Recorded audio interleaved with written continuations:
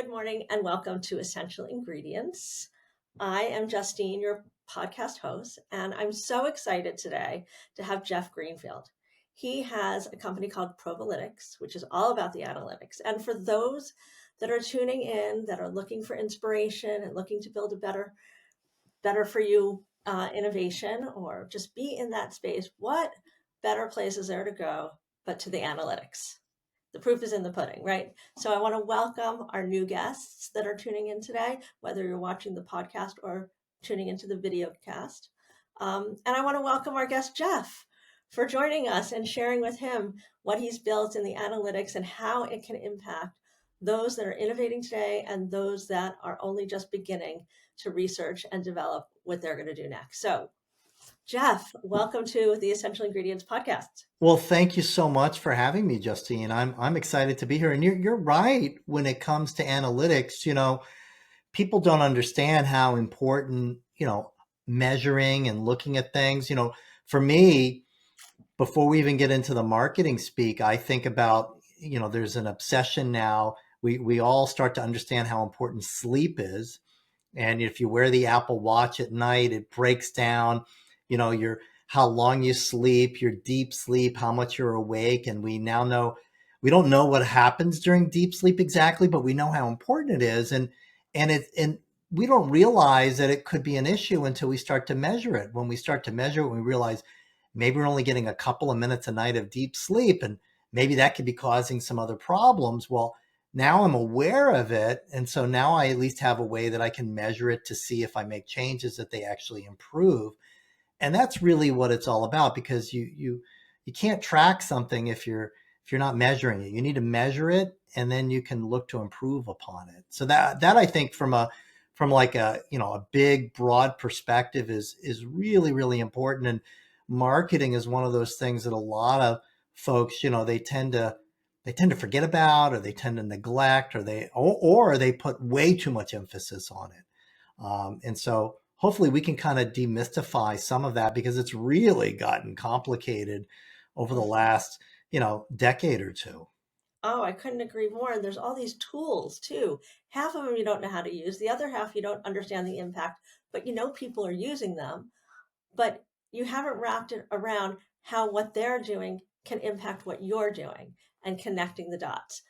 People fly blind a lot of the time, right? They're just sort of saying, I'm going to start to do this, and I don't know what it's going to do. But if you take a step back, maybe, and you look at some of the analytics, it can help you, I would imagine, and you correct me if I'm wrong, but tailor your marketing accordingly. No, you're absolutely right. But I think and you kind of hit it right. You hit the nail right on the head there, that there's a lot of stuff that folks don't understand. But I think the biggest, most important thing for everyone to comprehend is there's an old saying from a famous marketer in the Midwest by the name of John Wanamaker. And he's attributed with saying, half the money I spend in marketing is wasted. The only problem is I don't know which half. And that was before there was digital marketing. So you can imagine, before there was digital, there was print, like magazines and newspapers. Mm-hmm. There was radio, there was direct mail, like coupons that came to your house. And then there was TV and billboards. And so there really was no way to directly. So imagine, let's say you had like a furniture store and you're running ads on TV every week. There's no way to actually know, deterministically, how many people came in because they just drove by, how many people came in because they saw some furniture at a friend's house, and how many people saw the sale advertised on TV. You can't absolutely positively be certain, primarily because you're dealing with human beings, and we don't respond to just one thing. There's typically not one thing that happens. It's a series of events and exposures, and there's an emotional component to it. And so back before there was digital advertising and all of these different places to advertise, what marketers would do is they would rely upon these statistical tools. And one of the most famous ones is known as marketing mix modeling, or MMM. And what that would do is that would actually count the number of what we would call impressions. And an impression is every time an ad is shown to someone, that would count as an impression. And Mm. so you can look at how many things you buy, how many ads you essentially buy every day, how many people are supposedly looking at it. And they would look at the relationship between that and like what your sales were. And when they had enough data, they could actually do a really good job of predicting based upon how many ads you had out there, what the sales were. And then if you said to them, well, I want my sales to be 25% higher. And they would run the math and they would say, okay, well, then this is what you need to do in this combination. And they would do it. And that's how brands like Coke and Pepsi and BMW and all of these brands that we know that are still around and huge, that's how they built their businesses, by relying upon the analytics and the math behind it in order for things to work.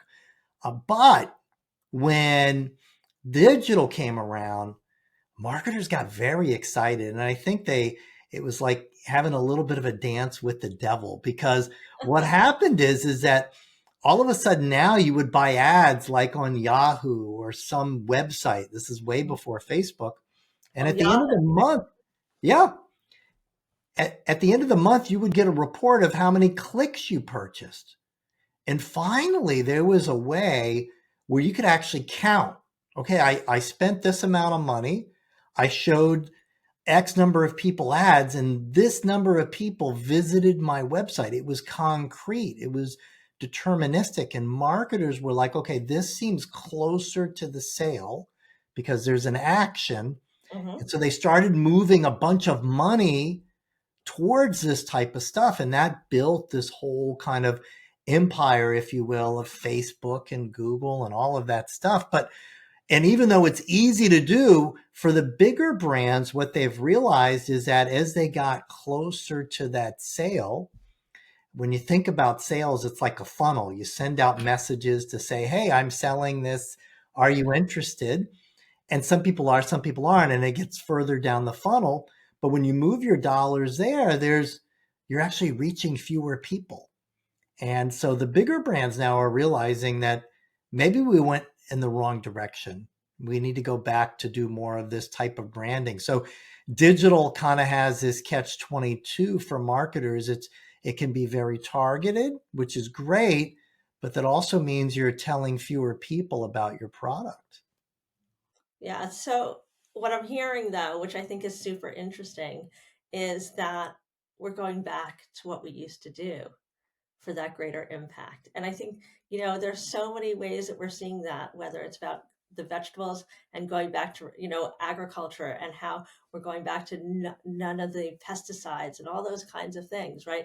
It's happening here too, which I just think is an interesting conversation. I just read the other day that the CEO of Bumble, who also founded Tinder, she's redoing Bumble, this dating app. And because they realize that in order for someone to be in a relationship, first they have to love themselves. So they are designing a series of quizzes and essentially games on the Bumble app so people will learn to feel better about themselves. And then they are promoting offline events where people actually get together and they do this strange thing face to face and have a conversation. Imagine that. Imagine that, which is so anti-app. So you're 1,000% right. As when the pendulum swings so far in one direction, it can't get any further. And what's fascinating, Justine, is that over the last 2 decades, since the beginning of digital marketing, a lot of new methodologies have come out to measure the effectiveness of marketing, to measure it. But it was all based upon being able to track individuals across the internet. Well, guess what? Now things have changed. And just like with the vegetables, just like with the dating app, we are going back to the future. And the techniques that we use here at Provalytics and others like us, we are using the same techniques that Coke and Pepsi and all these big brands used before there was digital marketing, but we've improved upon it, but we are using old school techniques. In fact, the math that we use in our platform, one piece of math is from the 1700s. Wow. And the other piece is a formula that was created in the early 60s out of the University of Chicago. So literally the only thing that's new about what we're doing is that the computers we're using are 1,000 times faster than they even were 5 years ago. So we can actually calculate the stuff, but the math is old, really Right. old, all pre-internet, which is wild. So you mentioned something that was back in the what I mean, not the 60s, the earlier one, 1700s, or what was it? Did Yeah. you say 1700s? Did I just make I that up? was, yeah. It was a formula that was created by a preacher, and it's called Bayesian. And interestingly enough, Bayesian is what's driving most of the machine learning and the AI these days. And the reason for it is because when you're trying to have a system learn, so a computer learning, and it's accumulated tons and tons of knowledge. Okay.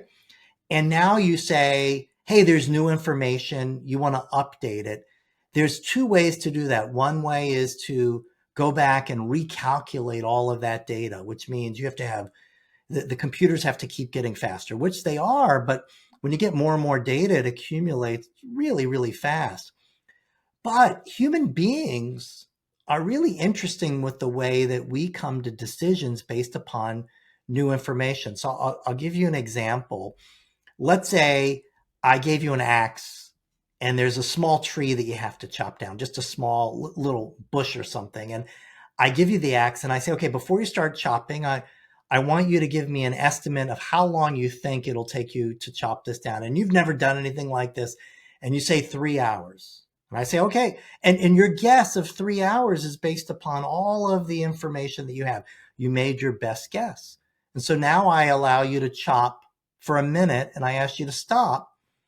And I say, do you want to revise your answer? And of course you say, yeah, I think it'll now be an hour and a half. And each time you take every new minute, if you stop, the answer that you come up with will actually be very, very close to the actual result. And essentially this Bayesian formula it simulates the human being's ability to say, based upon all of the information I have, this is my best guess based upon that. And Mhm. that's what Bayesian is. So, and what's fascinating is that this formula from a preacher from the 1700s is used in some of the most sophisticated platforms and machinery that's out there. Wow, that is it's so interesting, right? That we go back to that and that that's what's actually going to fuel us and connect with the future. AI being the future, this being of the past, and then connecting the two and saying, wow, this is what we need to do in order to get even further. And I think it's such an interesting concept, right?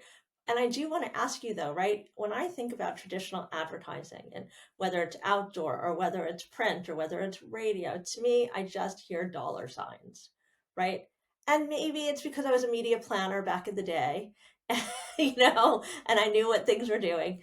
But, for those businesses that might be tuning in today, we're going to have small startups and we're going to have larger companies. And their goal really is to have an impact in a positive way on the environment and for our health and our wellness. Really, we're about the impact of food on the future of our health, wellness, and the planet, right? So, people are really mindful and scrappy before they get to be strategic often in the beginning.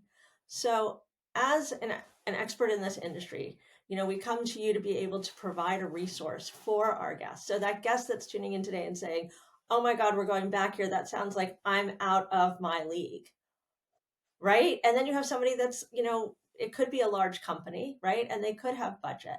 And they're saying, okay, I can totally do that, right? But I want to focus on that smaller entity and say, what would you say to them? Well, what I would say is that you need to start thinking about number one, who your specific audience is that you're trying to reach, because it's very easy to get a little too broad. Mm-hmm. Um, and if you go back to before digital, here I go back before, and if I was a large brand and I was going to be buying television, I would buy specific programs based upon the demographic, the age range that I would be thinking about. And so when you think about, like, in today's world, in fact, I just read something today. Interestingly enough, Netflix has more TV viewers in the 24 to 34 age group than any TV network or cable outlet today. That was just announced today. So that's pretty powerful. Now, Mm-hmm. obviously, if I'm a small business, I'm not going to be able to afford Netflix. It's very, very expensive. I'm not going to be able to get on TV.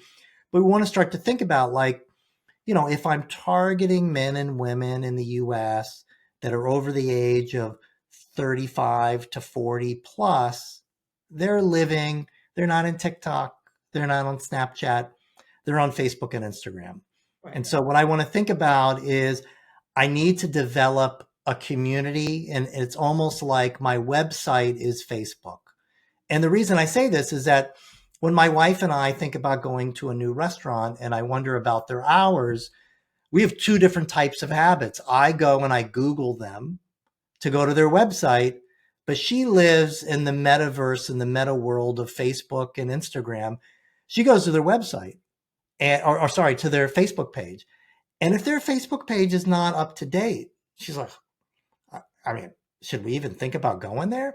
Because that's her reality. And that's that demographic. And so you want to think about things that you can do where you don't necessarily have a lot of budget. And one of the things that you can do, which just takes a lot of elbow grease, and that's what you have to do in the beginning, is start building out a community on Facebook and Instagram. Start taking pictures, start creating content, and start doing that. And you have to do it, unfortunately, on a daily basis. But what you can do is there's platforms out there very inexpensively that allow you to create a piece of content and then preload it. So you could actually, on your weekends, create a bunch of content for the next month, load it ahead of time. So you don't have to do it every day. It'll automatically post it for you. And there's even free tools out there that'll do that as well. But that would be my first recommendation, would be that. I think that that's really important and important for people to think about, right? Like, so you're saying, posting every day on Instagram, right? Are you saying stories or are you saying in your grid? I think you should do both, because Okay. what you want is, let's say someone is discovering you for the first time on Instagram and they're there and there's no story Right. that says to them, oh, is someone not up to date on this? And then the first thing they're going to do is they're going to look at the post and say, when was the last time they posted? And they're like, oh, a week ago. 2024. Right. So having something new every day says, hey, I'm here, I'm responsive, and we're on top of this. And this is the most important thing in the world to me. And that's what you want to come across with. Are there analytics are you familiar with the analytics behind that and the impact it has by doing it every day versus 2 or 3 times a week? The analytics behind that show that the more frequent that you're there and the more updates you do, it always wins. It wins, number one, with the algorithm, because remember, in the Meta world, so Meta owns Instagram and Facebook, and they're in the world of selling advertising. So the more stuff there is for people to look at, in between that stuff, they can put ads. Wow. Okay, so that's great to know because sometimes we hear different we hear different ideas around that. Like sometimes people say you don't need to post every day. It doesn't really impact it. Other people are saying, post do more stories than, the grid. And I don't really know the answer to that. It is not my core competency. So, I ask on behalf of the community. So, are there maybe like three things that you might recommend to those that are looking to up level their themselves in a space, whether it's for brand awareness, whether it's to sell more product, whether it's to make more partnerships, etc. Well, I would say the number one thing is make sure your messaging is consistent. That's number one. Number two is make sure that you have your story that you want to tell, uh, that it is tight, that Mm-hmm. it's a good story, that it's compelling, and that it has an emotional hook to it. The why behind what you're doing in this space is incredibly important. For me in my space, my space is all about numbers. It's not very sexy at all. I get to be in the middle of a lot of big decisions with some of the advertisers who spend the most amount of money in the world, and that's very cool because I'm up on the most exciting stuff that goes on. But the why for me, why I'm doing it now, is because when people have the proper numbers and the proper metrics, it it requires a change because all of a sudden the world has a different perspective. It's like walking across the street and looking at something in the middle of the road from a different perspective. If you were going to draw it, if you draw it from a different angle, you see a completely different picture. So the why for me is that I get to show people a different picture than they've ever seen before. They've looked at the same object for many years, and now I'm taking them on a journey to the other side of the street and they see it completely different. And by doing that, that expands their horizons. And the fun part for me is the resistance that I feel and that I see, and helping people along that journey. To me, I feel like that it's not just helping them do their jobs better, but every time I see something different through a different lens, I have this oh my God moment. Like, I didn't realize that. So it expands your own horizon. So I think having that why there is important because that's also that emotional hook as well. Mm-hmm. And I would say the third thing is that you can never have enough people that are talking about you and talking about your product. And that the number one thing you should do is get people video. I mean, we're on a video podcast right now. Video podcast wasn't even a thing a couple of years ago. This is all brand new. Podcasting has been around for a long time, but the video component is new because people are realizing that people don't just like to listen, they also like to watch. And video is what drives all of this social media. It's what's driving your audience. And so the more people you can have talking about how much they love your product, that's the best thing. So I would say get more testimonials.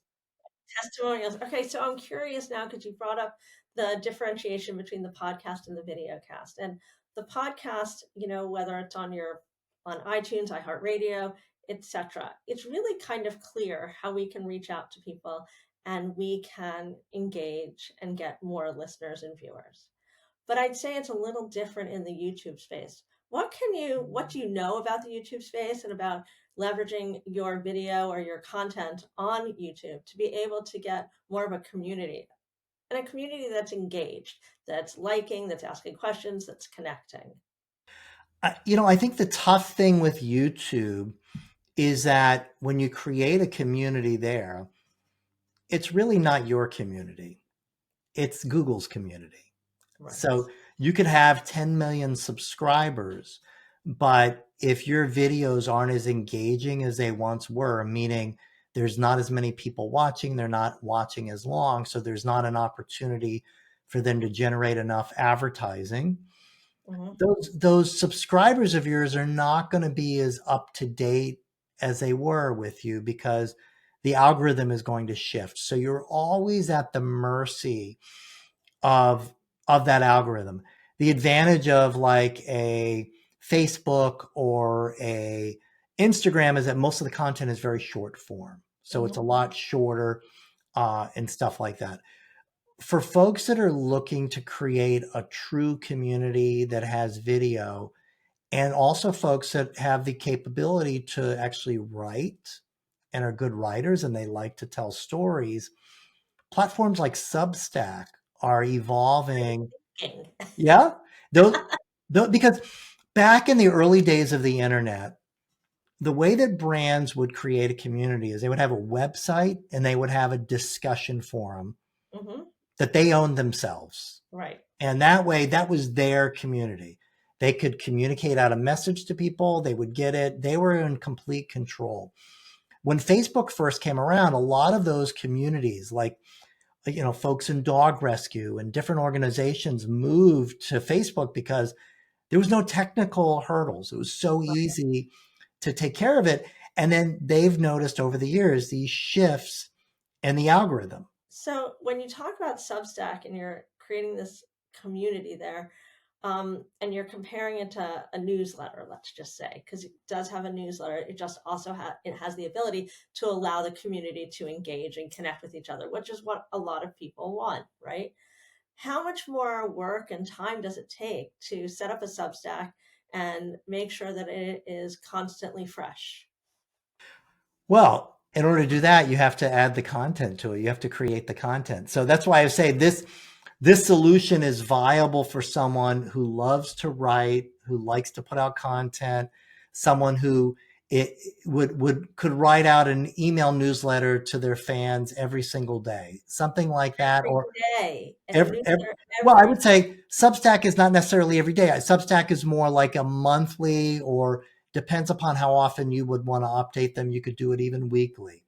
Um, but What you would you need say to. the impact differential will be between doing it once a week versus once a month, and then creating other engagement within it, obviously? I would think now that as we're talking about it, if you're out every day on the social programs, platforms, driving people to sign up at your Substack, as long as you're timely with it and you're updating it, let's say monthly with a big update. But I think the nice thing now, because we talked about video, I believe you can add video now to Substack, and doing a video update, which you can do with your iPhone very easily, is so simple. Sometimes a lot easier than writing a long blog post. Mhm. I would say I would like, if it was me and I was an emerging brand, I would be doing it probably on a weekly basis. Jeff, awesome. So many great insights, so many great tools. My last question for you is, maybe you could share um, a story about one of your clients that you've seen where the impact has really been great, and maybe share some statistics around it so that people can really get the gravity of what you're talking about, the impact it can have. Yeah, I mean, I think one of the greatest stories is for a large multi-billion dollar retailer who was following the numbers. They were following what their analytics was telling them, and the majority of their spend was on search. So people searching for an item, and you could click on it right there, which is very expensive because you're in an environment where everyone is competing and the prices keep going up. And they Mhm. had tried things like connected television and podcast advertising and things like that, but the numbers, they were never able to prove them out. And as a result, the C-level executives wouldn't support that increase in budget. And so we came in with our platform and did an analysis of the last year. And we were able to demonstrate for them that they had overspent with search to the Wow. point where they were actually losing money. They were losing almost 50 cents of every dollar that they were spending in search, Wow. which was shocking to them. And we showed them that those little tests that they had done with connected television and podcast advertising were actually had amazing, amazing impact. So the end result was we had them shift the dollars that they were losing in search and move them over to more of these awareness type tactics at the top of the funnel. Because when somebody talks about a brand on a podcast, there's nothing for them to click on. They're just hearing it. And same thing as with connected television. And the end result for them was that in the quarter following them making those changes, it resulted in an incremental $15 million in profit. Wow, Yeah, that's amazing. so it's because when you start to think that, hey, I'm for every dollar I spend in advertising, I'm expecting like $3 or $8 back in return. Well, when you're losing money on those dollars, when you shift it to something where you're getting that type of return, that adds up to a significant sum of money really, really fast. That's amazing. So as we sort of wrap things up, are there any tools for analytics that you might recommend for some of our viewers or listeners that are tuning in today?